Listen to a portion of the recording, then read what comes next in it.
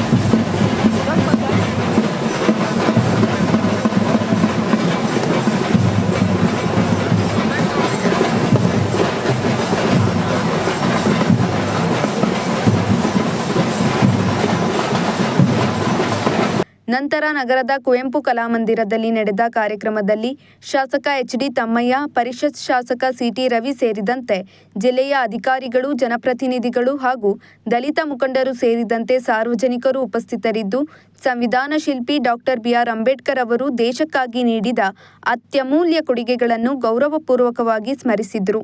ಅವತ್ತು ಏನು ಸಮಾಜದಲ್ಲಿ ಹೆಣ್ಣು ಮಕ್ಕಳಿಗೆ ಸಮಾನತೆ ಇರಲಿಲ್ಲ ಅಥವಾ ಅವರಿಗೆ ಕುಟುಂಬದಲ್ಲಿ ಆಸ್ತಿ ಇರಲಿಲ್ಲ, ಈ ಎಲ್ಲ ಹೆಣ್ಣು ಮಕ್ಕಳಿಗೆ ಇರ್ತಕ್ಕಂಥ ಎಲ್ಲ ನೋವನ್ನ ಕಂಡು ಅವತ್ತು ಹೆಣ್ಣು ಮಕ್ಕಳನ್ನ ಸಮಾಜದ ಮುನ್ನಡೆಗಾಗಿ ತರಬೇಕು ಅನ್ನೋ ದೃಷ್ಟಿಯಿಂದ ಆ ಕಾಯ್ದೆಯನ್ನ ರಚಿಸ್ತಾರೆ ಡಾಕ್ಟರ್ ಬಿಆರ್ ಅಂಬೇಡ್ಕರ್ ಅವರು.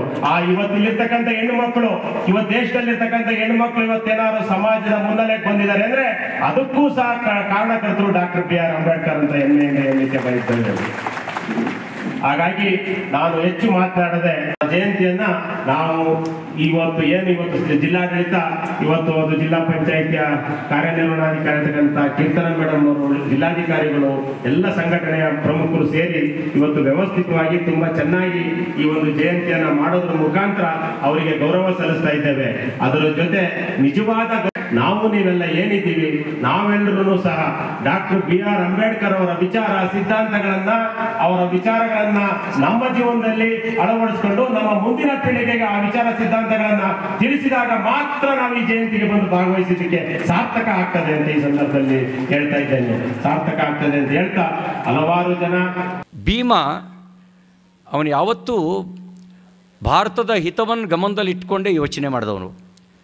ಆ ಭೀಮನ ಶಕ್ತಿ ಭಾರತವನ್ನು ಬಲಗೊಳಿಸೋದಕ್ಕೆ ಉಪಯೋಗ ಆಗಬೇಕು, ಭಾರತವನ್ನು ದುರ್ಬಲಗೊಳಿಸುವ ಸಂಚಿನ ಭಾಗ ಆಗಬಾರ್ದು ಅನ್ನುವ ಕಳಕಳಿಯ ವಿನಂತಿಯನ್ನು ನಾನು ಈ ಸಂದರ್ಭದಲ್ಲಿ ಮಾತಾಡ್ತಾನೆ. ಅದಕ್ಕೇ ನೀವು ಅಭಿಮಾನದಿಂದ ನಾವೆಲ್ಲರೂ ಜೈ ಜೈ ಜೈ ಜೈ ಜೈ ಜೈ ಜೈ ಭೀಮ್ ಅಂತ ಅಂದಾಗ ನಾನು ಅದಕ್ಕೊಂದು ಜೋಡಿಸಿದ್ದೇನು ಅಂತಂದರೆ, ಭೀಮನಿಲ್ಲದೆ ಭಾರತವಿಲ್ಲ, ಭಾರತವಿಲ್ಲದೆ ಭೀಮನೂ ಇಲ್ಲ.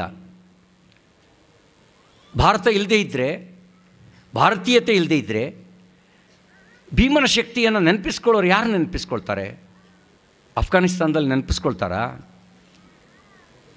ಅವನ 2600 ವರ್ಷಗಳ ಹಿಂದೆ ನಗುನಗ್ತಾ ನಿಂತಿದ್ದ ಬುದ್ಧನನ್ನೇ ಅವರು ಸಹಿಸ್ಕೊಳ್ಳಲಿಲ್ಲ. ಅವನು ಶಾಂತಿಯ ಸಂದೇಶವನ್ನು ಸಾರ್ತಾ ನಿಂತಿದ್ದ, ಅವನನ್ನೇ ಸಹಿಸ್ಕೊಳ್ಳಿಲ್ಲ ಅವರು. ಇನ್ನು ರಾಷ್ಟ್ರಹಿತವಾದ ಕಾರಣಕ್ಕೆ ನೇರವಾಗಿ ಮಾತಾಡಿದಂಥ ಅಂಬೇಡ್ಕರ್ ಅವರನ್ನು ಸಹಿಸ್ಕೊಳ್ತಾರಾ? ಅದಕ್ಕೆ ಭಾರತ ಮತ್ತು ಭೀಮ ಒಂದು ನಾಣ್ಯದ ಎರಡು ಮುಖಗಳು. ಭೀಮನಿಲ್ಲದೆ ಭಾರತವಿಲ್ಲ, ಭಾರತವಿಲ್ಲದೆ ಭೀಮನಿಲ್ಲ.